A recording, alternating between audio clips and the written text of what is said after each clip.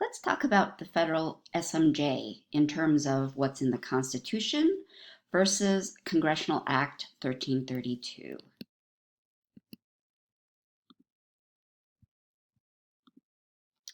So on the left, you see two images. One is the Constitution, and the other represents a federal statute. You may recognize him as Mr. Bill from Schoolhouse Rock, who has officially become a law. Now, I'm showing you both images to emphasize that these are two different, distinct documents. Now, keep that in mind for the question of whether federal district courts can use either interpretation of minimal or complete diversity to figure out what they can hear, i.e. have SMJ over. Now, it's true that both of these different documents use the same words, citizens of different states. However, they have been interpreted to mean different things. Now, before we directly answer the question, the short answer of which is no, federal district courts can't use both interpretations, remember that the Constitution does not directly grant SMJ to federal district courts. In fact, it simply says that Congress can potentially create federal courts.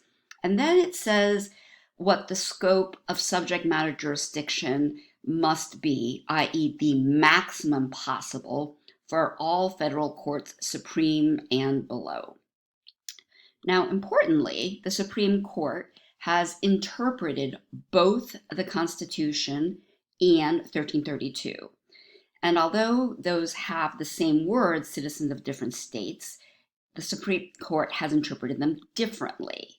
So the reason it's important that these are two documents and the Supreme Court has interpreted differently is that each Supreme Court case is only relevant law for what it applies to.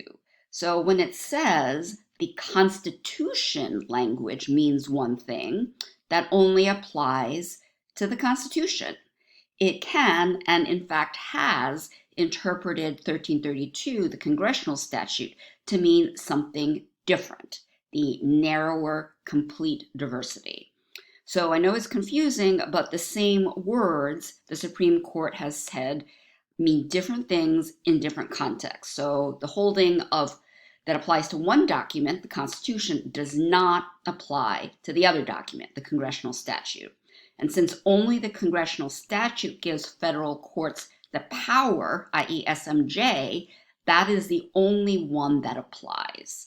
So in other words, the Congressional statute means not just the literal words in it, but also how it has been interpreted, i.e. by the Supreme Court.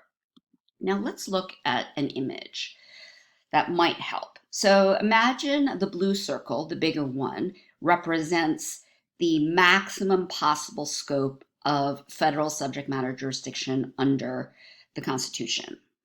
The yellow represents if you went to the max, but you had an amount in controversy. So in other words, if the blue is citizens of with minimal diversity, plaintiff versus defendant, the yellow would still be minimal diversity, but amount in controversy, which obviously 1332 has. Now, after judicial interpretation, things look a bit different.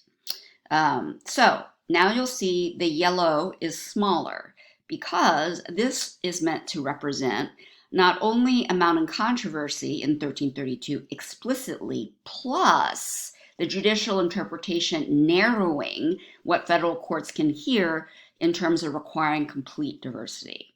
But that's not all. There's one more piece.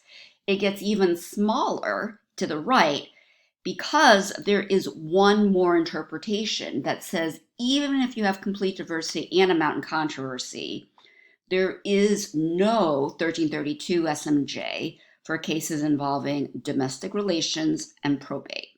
So we've gotten narrower and narrower after judicial interpretations that are not explicitly in the statute.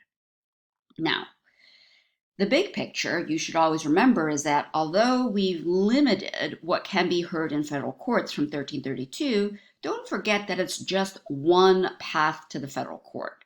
So in the image on the top, I'm trying to indicate the red dot is where we all want to go, federal court.